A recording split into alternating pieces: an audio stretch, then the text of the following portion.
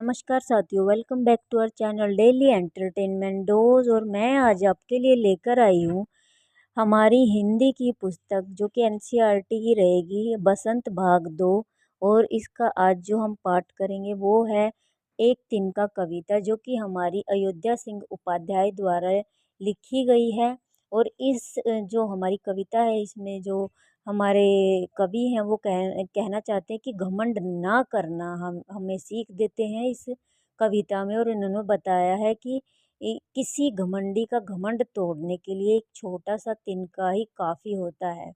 एक बार कवि जब घमंड से भरा छत के किनारे पर खड़ा था तो उसकी आंख में एक छोटा सा तिनका लगा।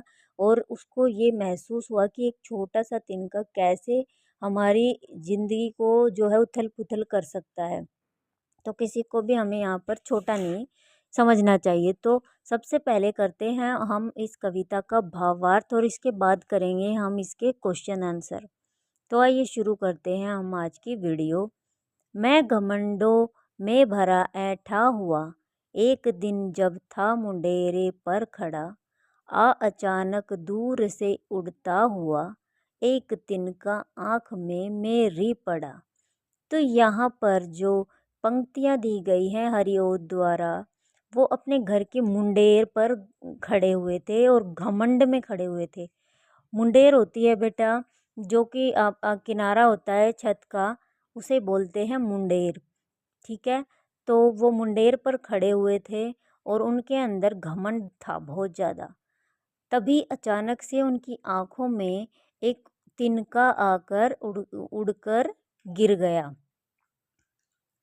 अगला हमारा जो पैराग्राफ है वो है, मैं झिझक उठा हुआ बेचैन सा, लाल होकर आँख भी दुखने लगी, मुठ देने लोग कपड़े की लगे, ऐंठ बेचारी दबे पाँव भगी।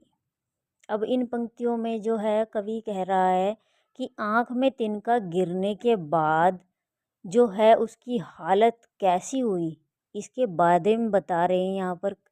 कवि कहते हैं कि आँख में तिनका चले जाने से उन्हें बड़ी ही बेचैनी होने लगी, उनकी आँख लाल हो गई, दुखने लगी। लोग कपड़े का उपयोग करके उनकी आँख से तिनका निकालने की कोशिश करने लगे, और इस दौरान उनकी जो ऐंठ और घमंड है वो बिल्कुल चकनाचूर हो गया, दूर भाग गया। तीसरी जो हमारा इसका पैराग्राफ है, जब किसी ढब से निकल तिनका गया, तब समझने यों तुझे मुझे ताने दिए, ऐंठता तू किस लिए इतना रहा, एक तिनका है बहुत तेरे लिए। तो इन पंक्तियों में हरिओद जी का कहना है कि तिनका निकल जाने के बाद जब उनकी हालत का वर्णन किया गया, तो इन पंक्तियों में कहते हैं कि जैसे तैसे उनकी आंखों से तिनका निकल गया, और इसके बाद मन में एक ख्याल आया कि उन्हें घमंड नहीं करना चाहिए था। उनका घमंड तो एक मामूली तिनके ने ही तोड़ दिया। इस पंक्तियों के ज़रिए कवि हमें भी घमंड से दूर रहने का संदेश दे रहे हैं, और कह रहे हैं कि हर इंसान को जो है हमें कभी भी किसी भी इंसान को छोटा नहीं समझना चाहिए, ना किसी चीज़ को छोटा समझना चाहिए और ना ही किसी व्यक्ति को छोटा समझना चाहिए। किसी का घमंड तोड़ने के लिए एक तिनका ही काफ़ी होता है। तो ये था हमारी कविता का भावार्थ। अब हम करेंगे इस कविता के प्रश्नोत्तर। तो सबसे पहला जो हमारा प्रश्न है वो है, नीचे दी गई कविता की पंक्तियों को सामान्य वाक्य में बदलना है। जैसे एक तिनका आँख में मेरी पड़ा, तो मेरी आँख में एक तिनका पड़ा, इसे हमने सामान्य वाक्य में बदल दिया है।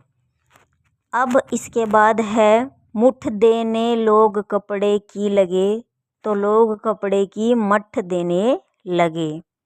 एक दिन जब था मुंडेरे पर खड़ा, तो यहाँ पर इसका उत्तर आएगा हमारा, एक दिन जब मुंडेरे पर खड़ा था। दूसरा है हमारा, लाल होकर भी दुखने लगी, तो आँख लाल होकर दुखने लगी, इसका उत्तर रहेगा हमारा। तीसरा है ऐंठ बेचारी दबे पाँव भागी। तो बेचारी ऐंठ जो है वो दबे पाँव भगी, इसका उत्तर होगा। चौथा है हमारा जब किसी दब से निकल तिनका गया। तो किसी ने डब से तिनका निकाला। इसके बाद है प्रश्न नंबर 2, एक तिनका कविता में किस घटना की चर्चा की गई है जिससे घमंड नहीं करने का संदेश मिलता है। तो यहाँ पर इस कविता में जो घटना थी कि कवि की आंख में एक तिनका गिर जाता है, उसे बेचैनी हो जाती है, उसका घमंड जो है वो चूर चूर हो जाता है और किसी तरह लोग कपड़े की नोक से उसकी आंखों से में जो तिनका निकालते हैं।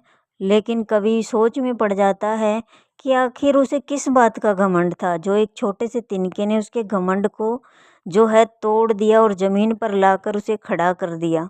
उसकी बुद्धि जो थी वो उसे ताने मार रही थी, तू ऐसे ही घमंड करता था, तेरे घमंड को तो एक तिनके ने चूर चूर कर दिया। और इससे हमें संदेश मिलता है कि व्यक्ति को स्वयं पर कभी घमंड नहीं करना चाहिए। तुच्छ व्यक्ति या वस्तु भी हमारी परेशानी का कारण बन सकती है।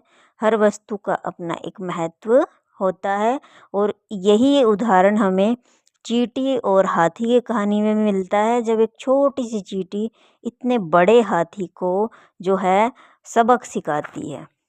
तो प्रश्न नंबर 3 है हमारा यहाँ पर, आँख में तिनका पड़ने के बाद घमंडी की क्या दशा हुई।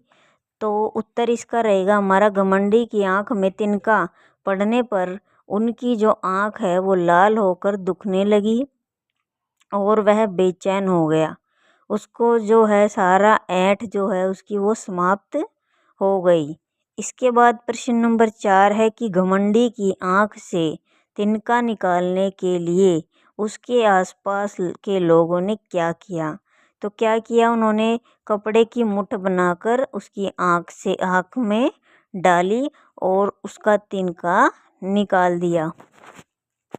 इसके बाद है प्रश्न नंबर 5, एक तिनका कविता में घमंडी को उसकी समझ ने चेतावनी दी, ऐंठता तू किस लिए इतना रहा, एक तिनका है बहुत तेरे लिए। इसी प्रकार की चेतावनी कबीर ने भी दी है, तिनका कब हूँ न नींद ये, तिनका कब हूँ न नींद ये, पाँव तले जो होए कभू उड़ी आँखिन परे पीर घनेरी होए। तो इन दोनों में समानता क्या है और क्या अंतर है ये बताना आपको। तो यहाँ पर जो दिया गया है पहला हमारा जो काव्यांश, इसके माध्यम से जो है कवि ये संदेश देता है कि एक छोटा सा तिनका जब आँख में पड़ जाता है तो वो मनुष्य की बेचैनी का कारण बन जाता है। जबकि दूसरे काव्यांश में जो है अंतर ये है कि दोनों काव्यांशों में हरिओद जी ने लिखी हैं पंक्तियों में किसी प्रकार के अहंकार को दूर करने वाली चेतावनी दी गई है, क्योंकि एक तिनका ही हमारे अहंकार को चूर चूर कर सकता है। छोटे से छोटी वस्तु भी अपना महत्व रखती है। दोनों में घमंड से बचने की शिक्षा दी गई है और प्रत्येक तुच्छ समझी जाने वाली वस्तु का अपना महत्व यहाँ पर बताया है। इसके बाद है हमारा जो प्रश्न है कि किस ढब से निकलना का अर्थ है किसी ढंग से निकलना। ढब से जैसे का वाक्यांशों से आप परिचित होंगे, जैसे धम से वाक्यांश है लेकिन ध्वनियों में समानता होने के बाद भी ढब से और धर्म से जैसे वाक्यांशों के प्रयोग में अंतर है। धम से, छप से इत्यादि प्रयोग ध्वनियों द्वारा क्रिया को सूचित करने के लिए किया जाता है। तो नीचे कुछ ध्वनियाँ दी गई हैं, उनको क्रियाओं को सूचित करने वाले वाक्यांश और कुछ अधूरे वाक्य दिए गए हैं और उचित वाक्यांश चुनकर वाक्यों को आपको खाली स्थान को भरना है। तो यहाँ पर दिया गया है छप से, टप से, थर से, फुर से, सन से। तो मेंढक पानी में कूद गया, कैसे कूद गया, छप से कूद गया। इसके बाद है नल बंद होने के बाद पानी की बूंद यहाँ पर एक स्थान दिया गया है, च गई। तो क्या हुआ, नल बंद होने के बाद पानी की बूंद टप से चू गई। इसके बाद है शोर होते ही चिड़िया क्या हुई, फुर से उड़ गई। ठंडी हवा से, ठंडी हवा से गुजरी, ठंडी हवा सन से गुजरी और मैं ठंड में थर से कांप गया। तो यहाँ पर हमने रिक्त स्थानों को पूर्ण रूप से भर दिया और यहाँ पे हमारे प्रश्न उत्तर जो हैं वो समाप्त होते हैं और हमारा जो कविता का भावार्थ है वो भी हमने कर लिया। तो आशा करती हूँ मैं आज की वीडियो आपको पसंद आई होगी। अगर आपको आज की वीडियो पसंद आई हो तो वीडियो को ज़रूर आप लाइक करें, शेयर करें, कमेंट करना ना भूलें। मिलते हैं नेक्स्ट वीडियो में, तब तक के लिए धन्यवाद। नमस्कार साथियों।